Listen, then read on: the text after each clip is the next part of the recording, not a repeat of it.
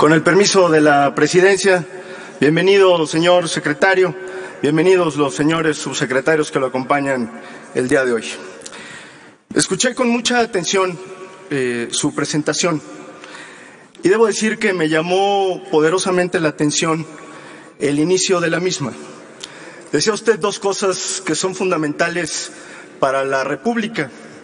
El primero es la interlocución con el Poder Legislativo. Suscribo la importancia del mismo con todas sus letras, lo promuevo y lo exhorto una vez más, secretario, a que hagamos de la interlocución con el Poder Legislativo no la excepción, sino la regla del entendimiento entre los poderes públicos. Hay que decirlo autocríticamente, en lo que va de su encargo como secretario de Gobernación, la relación ha sido menor y me parece que le haré muy bien a la vida pública del país recobrar los buenos oficios de la política para tratar de sacarle el mejor provecho posible y atender los problemas de México. Pero segundo, me llama mucho más la atención la visión que usted le imprime a su concepción de la política. Palabras textuales, dice usted: en este país hay dos visiones sobre México.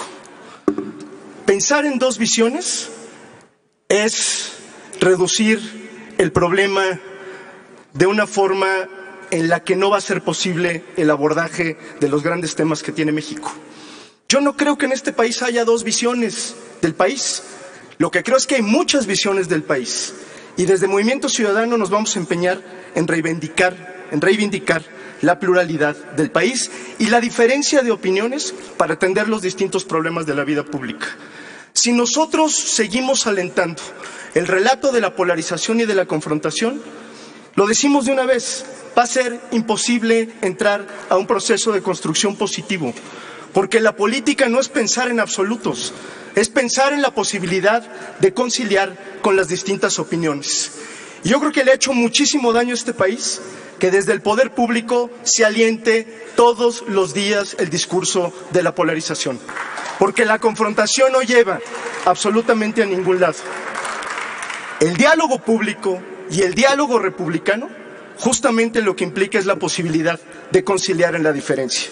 Y si usted, secretario, como titular de la Secretaría de Gobernación, tiene esa disposición, sepa que desde Movimiento Ciudadano vamos a estar siempre en la mejor disposición de aportar lo que creemos son soluciones para el país. Pero todo ese discurso de la reconciliación nacional con el que abrió este sexenio quedó prácticamente en el olvido.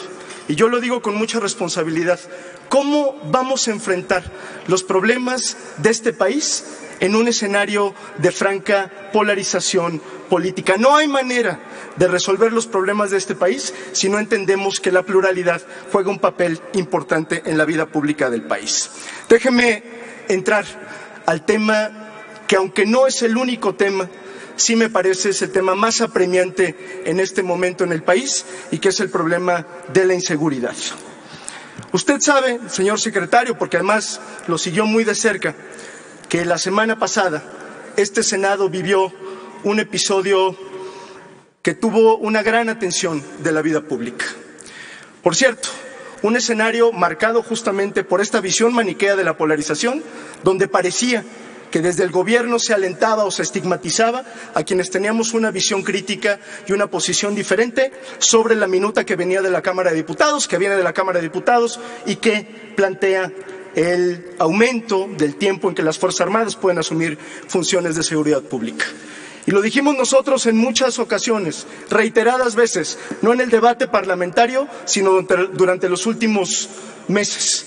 Lo que debería estar debatiendo este Senado de la República no es el quinto transitorio, sino el séptimo transitorio que obliga al gobierno, a los gobiernos estatales, al gobierno federal y a los gobiernos municipales al fortalecimiento de sus policías. Nosotros estamos plenamente convencidos y lo sostenemos, no nos da miedo decirlo, aunque nos acusen de todo lo que se le ocurra al gobierno en turno, que la respuesta al problema de la inseguridad no está en la ampliación del tiempo de las Fuerzas Armadas, sino en encontrar los mecanismos de fortalecimiento de las policías. Y por eso la única pregunta, secretario, la única pregunta que tenemos desde Movimiento Ciudadano es Si aprovechando la pausa que por distintas razones hizo este Senado de la República, donde esa minuta que proviene de la Cámara de Diputados se regresa a las comisiones, si en esa pausa logramos hacer un esfuerzo de construcción que le sirva a México para atender frontalmente el problema de la inseguridad. Porque ¿cuál es el riesgo que tenemos, secretario? Que si seguimos jugando vencidas, pues a lo mejor ganan ustedes, a lo mejor gana el bloque de contención, pero seguramente va a perder México, porque no vamos a atender frontalmente el problema de la inseguridad, y de eso se trata. Resumo la pregunta, secretario.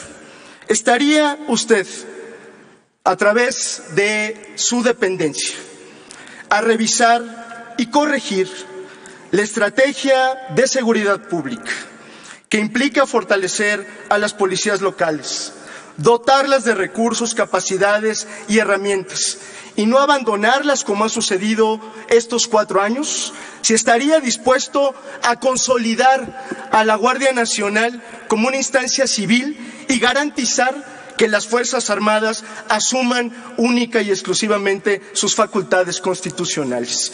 Si es así, aprovechemos las horas, aprovechemos los días.